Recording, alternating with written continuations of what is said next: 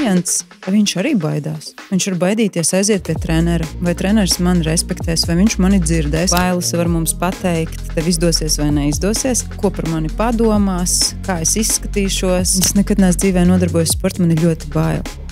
Es saku, nekas, mēs kopā to izdarīsim.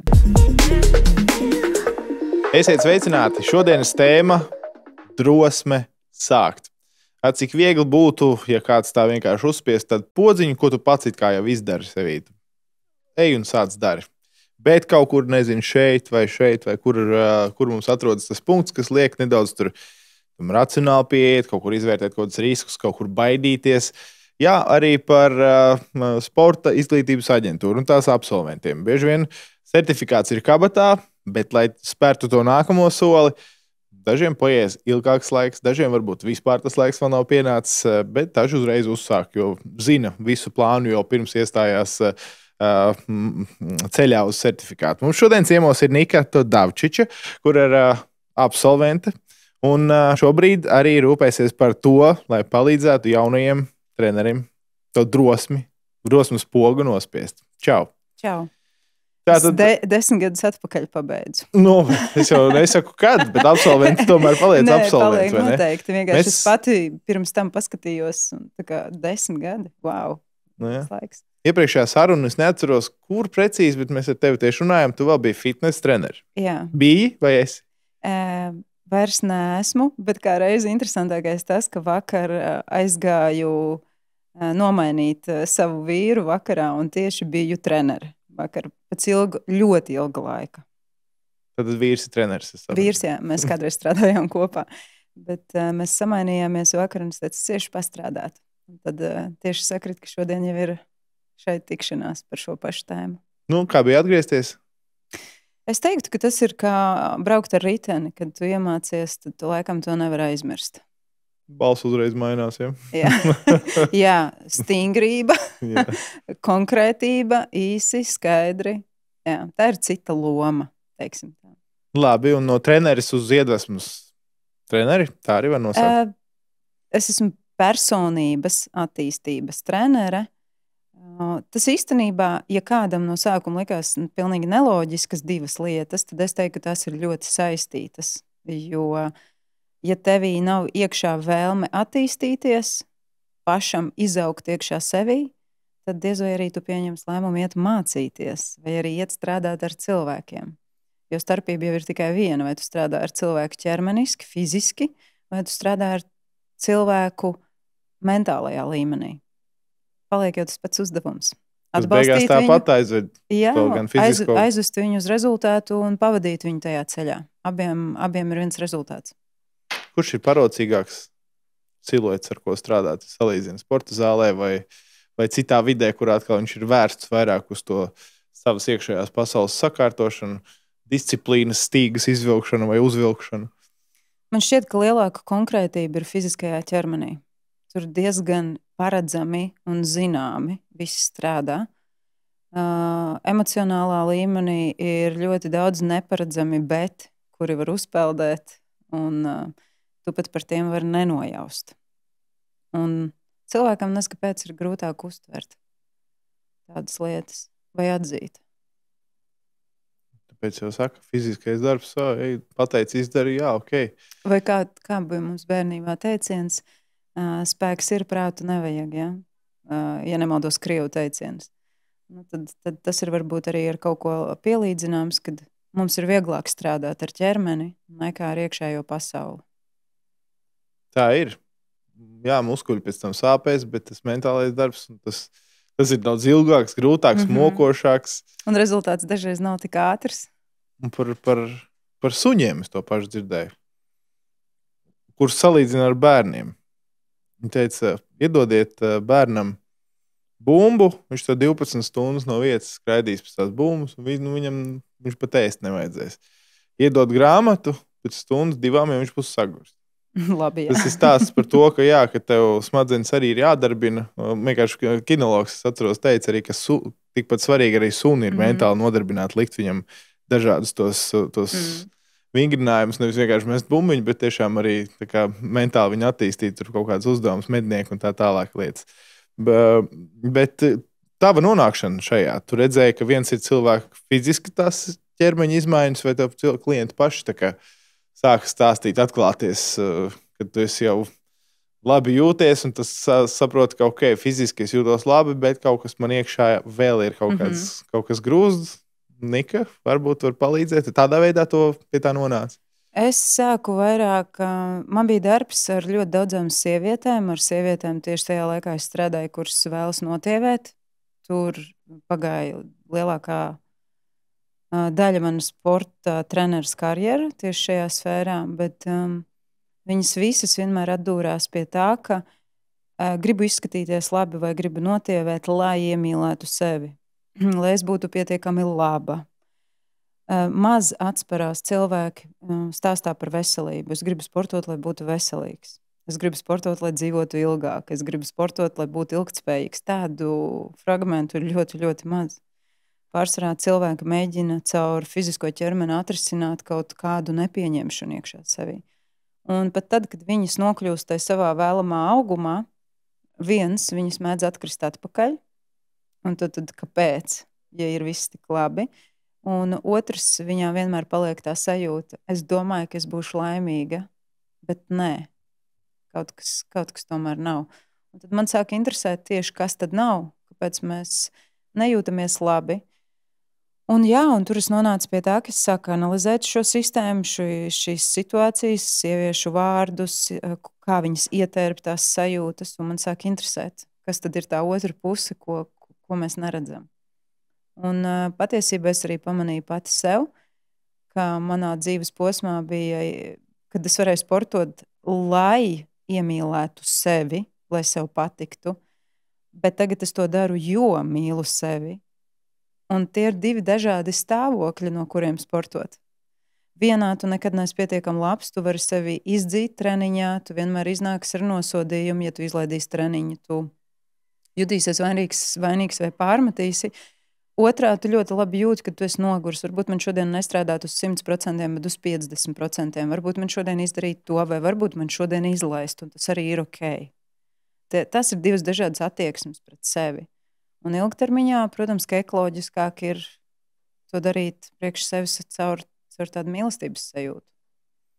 Noteikti ļoti daudz es redzēju, arī kā fitness treneri cilvēkus, bet vismaz man ir tāda tiešām novērojuma, ka daudziem tā ir kaut kāda roba aizpildīšana, ka viņš pat nenāk šeit, lai tiešām tā kā sportotu sev vai kaut kur, bet tur ieslēdzas kaut kas cits, ka tas ir vienkārši must have, tas ir jāizdara, un ka tikai caur kaut kādām sāpēm vai grūtībām viņš tā kā nonāk pie kaut kāda sava tā miera. Un ja tu to noņem nost, tad tur sākās auzas. Tad es novēroju, ka ir tādi cilvēki, un ka viņi izmanto sportu tikai varbūt. Ne tikai cilvēki, es esmu redzējis tādus trenerus. Šiem treneriem ir taktika cilvēku maksimāli nomocīt treniņā. Maksimāli, lai viņš iziet ārā pilnīgi četrāpus, tad viņam liekas, ka viņš ir labs treneris. Uzsitīs sev pa plecu. Te arī rodās sajūta pašam cilvēkam, kurš ir aizgājis piemēram, pie tāda trenera. Kur tad ir tā robeža? Jo viņš var pateikt, man ir par daudz, man ir grūti, bet viņu var nedzirdēt. Un, protams, ir cilvēki, kuri savukārt nodzen sevi, un viņš pat to neredz, ka viņš nodzen. Viņam liekas, ka tas treniņš skaitās, tikai tas skaitās, kur es esmu bijusi uz 120%. Viņš nedomā par to, kādas ir sekas, ja tu visu laiku brauc redzonā. Tas būtu tā, ka paņemt mašīnu, kur tu visu laiku, katru dienu pilnā pedālī brauc. Un viss. Tu viņu, pieklājīgi pateikt, uzspridzinās. Jā, tu viņu notrieksi. Viņa ātrāk izbeigsies. Tāpat ir ar mūsu ķermeni. Viņš vienkārši ātrāk izbeigsies. Labi, pārslēdzam uz to drosmes pogu. Kur viņa atrodas? Galvā. Tev izskaidram. Galvā ir tā poga, ja? Vai te kaut kur tomēr? Par drosmi, ja mēs principā runājam, tas teiktu, kas ir ienaidnieks drosmei? Bailes. Bailes šeit viņas nedzīvo. Viņas dzīvo te. Viņas ir tās, kas mūs var kontrolēt. Bailes var mums pateikt, tev izdosies vai neizdosies, lai gan tu pat iekšā vari ticēt. Ka tu gribi, tu pat vari zināt, kāpēc tu gribi. Bet te iekšā galvā ir kaut kāda daļa, ko par mani padomās, kā es izskatīšos, vai bail mēģināt, bail nezināmajā iet un tā tālāk. Tur ir ļoti daudz tie kritēriji, kādēļ tu vari tā arī nepamēģināt. Būtu jau ļoti viegli, ja mēs visi balstītos uz šejienu. Bet problēma tā, ka mēs ikdienas to vadības pultu esam atdevuši prātam, ego līmenī. Un cik daudz šajā sporta izglītības aģentūras jaunajā modulī? Kāds ir tas plāns tev nepilnu pusgadu laikā? Kas ir tās lietas, ko gribas iedot? Cik tur ir šīs, cik tur ir drosme, cik tur ir tava pieredze par to, ka svarīga ir disciplīna, ne tikai tā fiziskais ķermenis, bet arī tā iekšējais tas miers, ka mēs nešaujam par strīpu, nemokam savus klientus un paši neesam tie, kas mokas. Pirmkārt, es redzu to, ka es gribu pastāstīt studentiem, ka tad, kad tu pabeigsi, tas nenozīmē, ka tev pie tevis skries visi un teiks, kā tu man esi vajadzīgs. Ka nē, tev ir pirmkārt jārada droša vide par to, kāds treneris tu esi. Un tev ir jāredz pašam, ko tu vēlies vispār. Vai tu būsi individuālo vai grupu treneris, vai tev patiks strādāt ar sievietēm, vīriešiem, vai ar visiem varbūt. Vai tu gribi vairāk iet virzienā, kas ir dziļā muskultūra, vai tur, nezinu, spēka treniņi vai izturības treniņi. Ļoti svarīgi ir, man liekas, saprast šo specifiku. Un cilvēkiem dēļ tā apjukuma iekšā, ka viņš pats īsti nezina, kas ir viņa lauciņš, bieži vien rodas nedrošības sajūta. Un arī pabeidzot, tas, ka tev neskrien uzreiz visi neaplaudē un neskrien pie tevis kā pie speciālista, tas arī ir normāli. Un ja es varēšu nodot cilvēkiem šos bet dažādos, kādi viņi eksistē, kur mūsu prāts mūs ievelk augstprātībā, tāpēc, ka mēs esam pabeiguši, tagad viss man ir pieejams, vai arī tieši otrādi iekrītam bailēs, ko es tagad darīšu viens pats šajā lielajā pasaulē. Un pastāstīt par visiem šiem momentiem, kas tev var sagaidīt ārpus, lai sagatavotu viņu prātu, viņš zinātu, ko tad tajā brīdī darīt, ja, kad viņš atklāja, ar mani ir tā vai savādāk. Plus arī došu tādus dažādus uzdevumus, lai viņš konkrēti zinātu nišu, kurā viņš grib iet. Varbūt ir seniori, varbūt tas ir aerobikas virziens. Ja?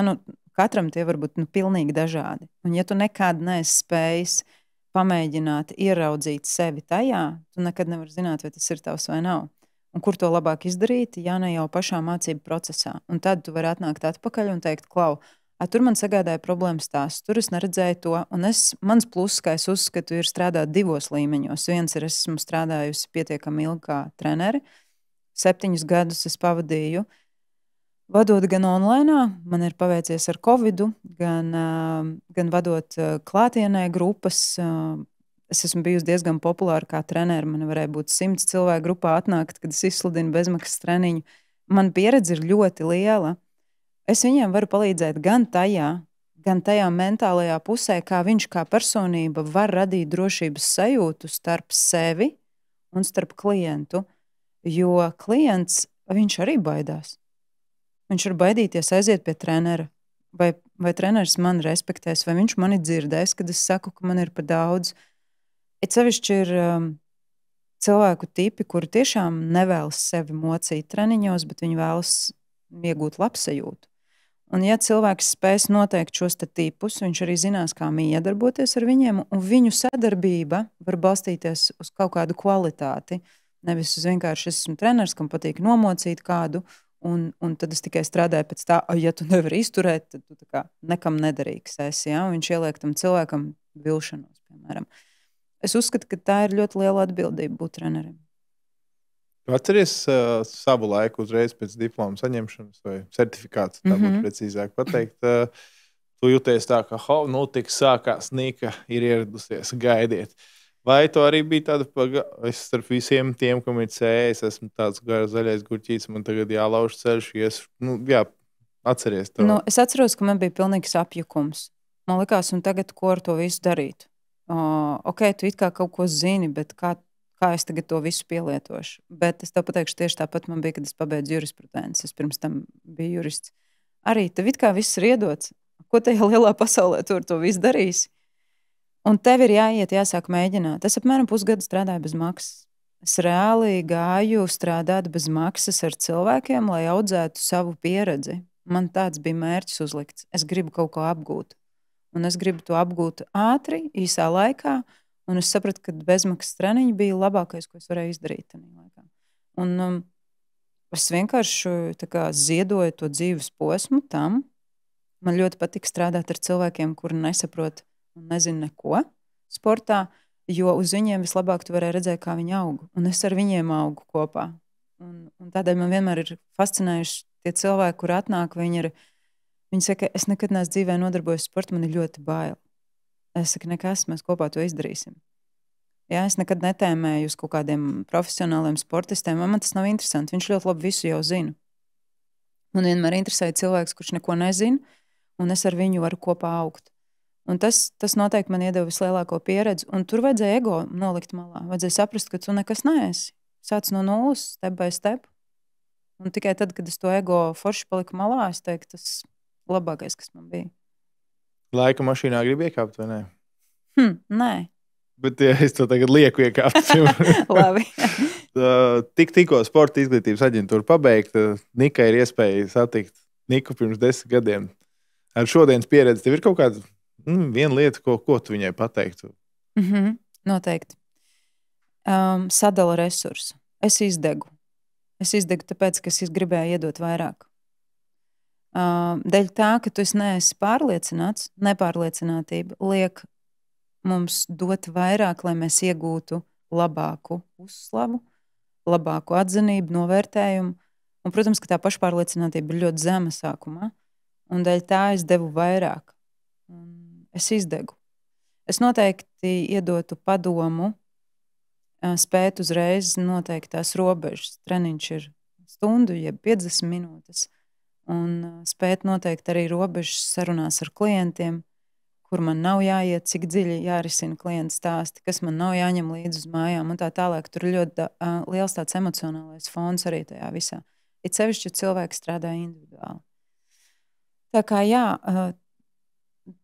tas ir tas, ko es viņai ieteiktu. Nemēģini izpatikt visiem. Tu vari nepatikt, un tas ir ok. Man nav jādara visiem kā trenerei. Man ir jādara tikai tiem, kuriem es būšu vajadzīga. Čau, Nika, ir 2025. gads. Sveicināti. Paldies, ir forši te.